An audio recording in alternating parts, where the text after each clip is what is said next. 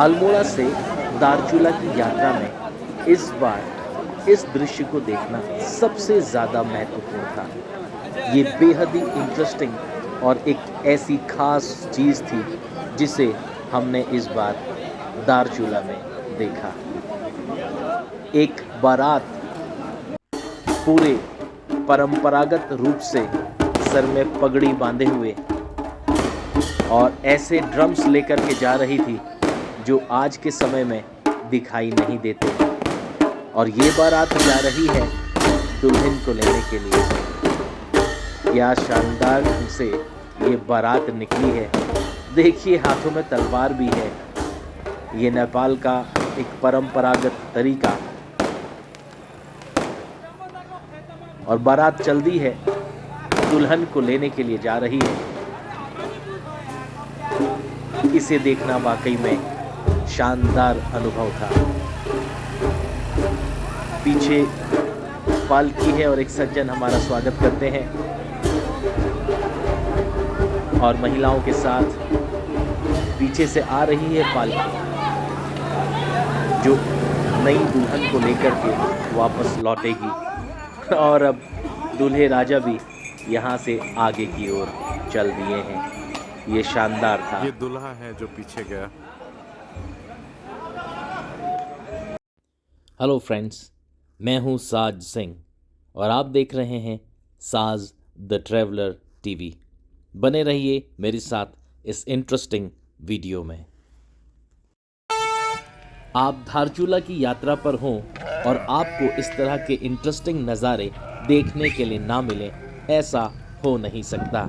हमारी ये यात्रा शुरू हुई थी अल्मोड़ा से और अल्मोड़ा से पहुँचे हम पिथौरागढ़ और पिथौरागढ़ से अब आगे बढ़ रहे हैं धारचूला।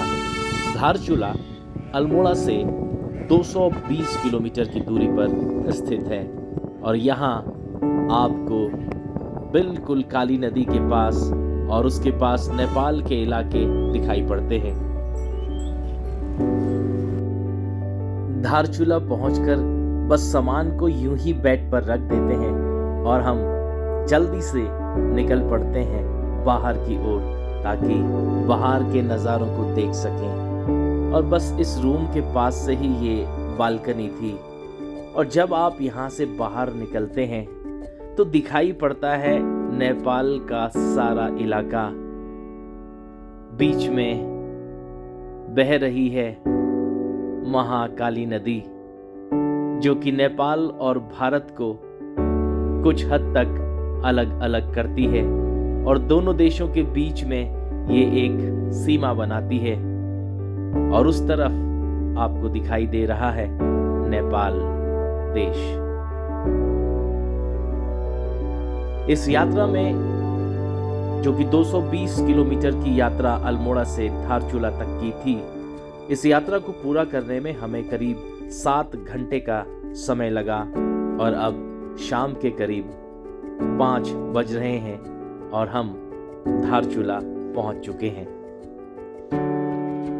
धारचूला पहुंचने से पहले हमने कोई भी होटल ऑनलाइन बुक नहीं कराया था, लेकिन यहाँ पहुंचकर हमें मिल जाता है कुमाऊं मंडल विकास निगम का ये मानस रेस्ट हाउस।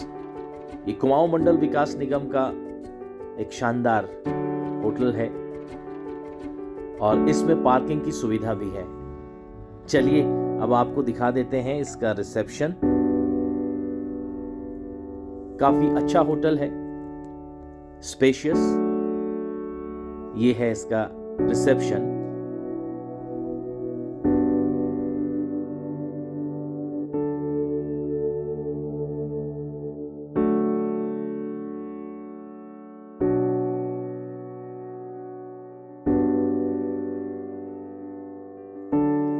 मानस रेस्ट हाउस में आपको रेस्टोरेंट की सुविधा भी मिल जाती है।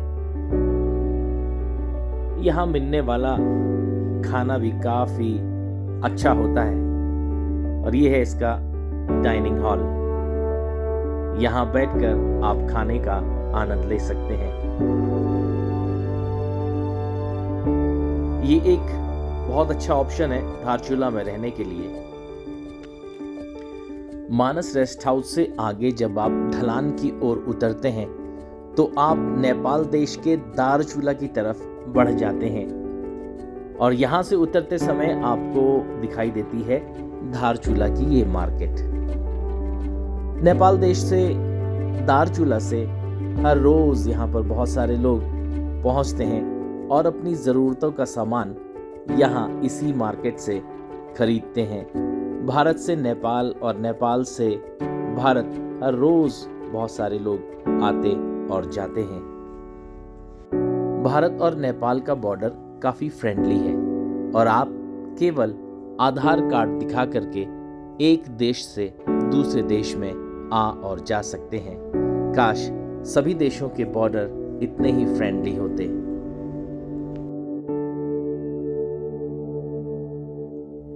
वेलकम टू नेपाल ये बोर्ड आपको दिखाई देता है दारचूला पहुंचने पर और नेपाल में आपका स्वागत इसी बोर्ड के या इसी होर्डिंग से होता है।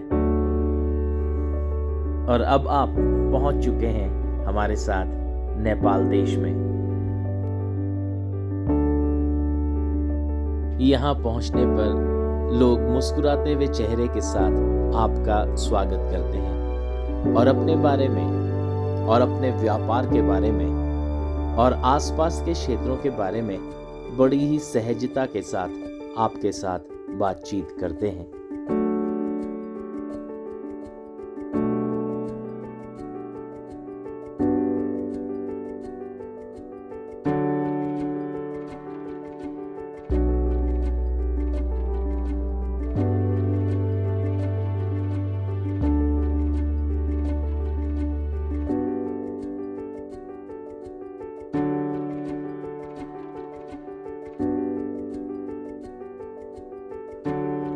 जब आप नेपाल के दारचूला में होते हैं तो यहाँ पर एक छोटा सा मार्केट आपको देखने के लिए मिलता है, मगर आप इस मार्केट को अच्छी तरह से एक्सप्लोर करेंगे तो आपको यहाँ बहुत सारी अच्छी अच्छी चीजें खरीदने के लिए मिल सकती हैं। यहाँ आपको ब्रांडेड शूज, जैकेट्स, जीन्स और कई तरह के इलेक्ट्रॉनिक सामान बहुत अच्छी क्वालिटी के मिल जाते हैं। तो जब भी आप यहाँ पर आएं तो बहुत ध्यान से इस मार्केट को घूमिएगा क्योंकि यहाँ पर खरीदने के लिए बहुत कुछ है।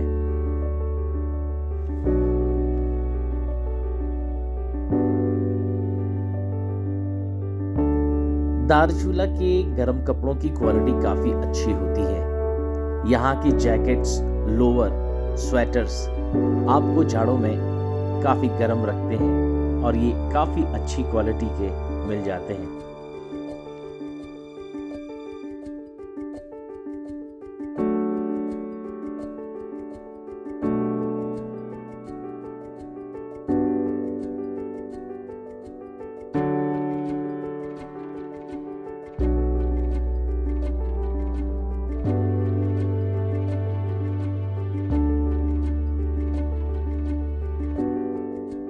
हैं? हाँ, एक काटी दीजिए। ये हमारा 100 रुपया दर्जन है नारंगी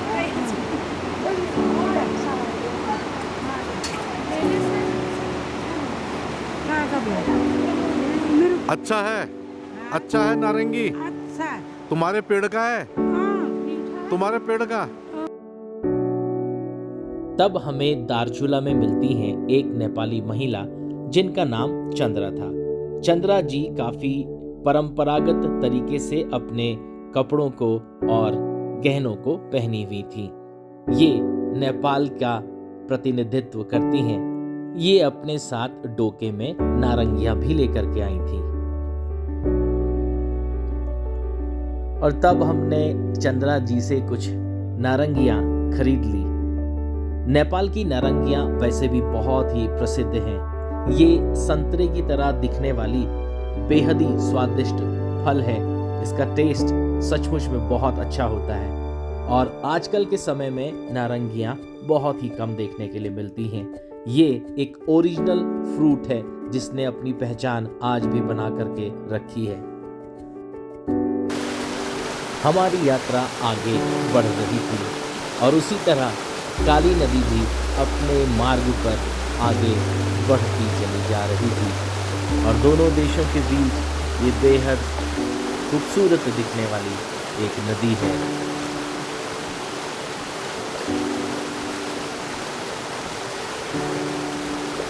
इस पुल मार्ग से ही पैदल एक देश से दूसरे देश में आया और जाया जा सकता है।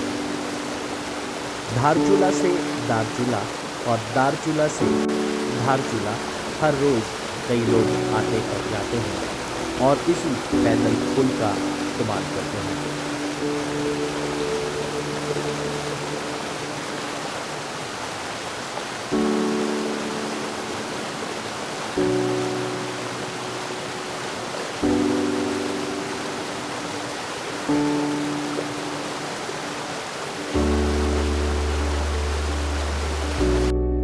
सामने जो महिला जा रही हैं अपनी पीठ पर डोका ले जा रही हैं। डोका एक मल्टीपर्पज चीज है जिसमें आप घर का सामान, राशन या दूसरे तरीके की चीजों को ले जा सकते हैं और यहाँ तक कि इसमें छोटे बच्चों को रखकर भी ले जाया जाता है। दरअसल धारचूला वो स्थान है जो पहाड़ों की धारों के बीच में चूल्हे की आकृति का दिखाई देता है। पहाड़ की रिज को ही धार कहा जाता है और ये दो धारों के बीच में एक चूल्हे की आकृति सा दिखाई देता है, इसीलिए इस स्थान का नाम धारचूला रखा गया है।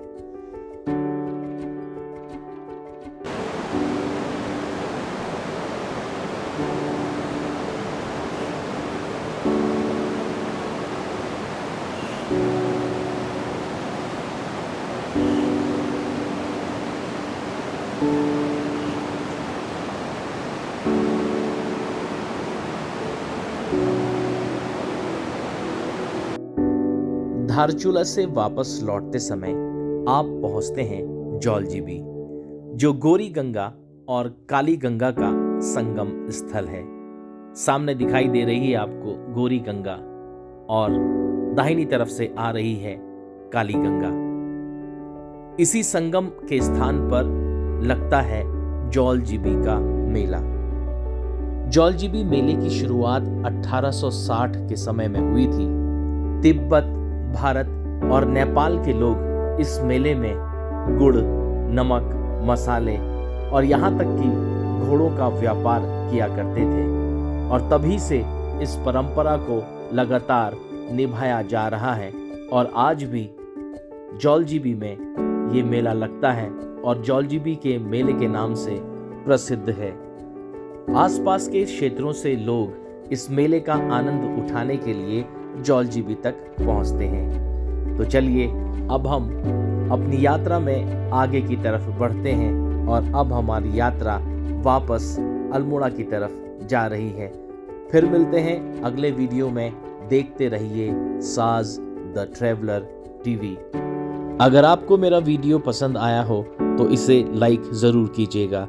इसे साथियों के साथ, दोस्तों के साथ, फ्रेंड्स के साथ ज़रूर शेयर करिए और कमेंट ज़रूर करिए यार। आप लोगों के कमेंट ही मुझे ताकत देते हैं और ये प्रोत्साहन देते हैं कि मैं आपके लिए और भी अच्छे अच्छे वीडियो लेकर के आऊं।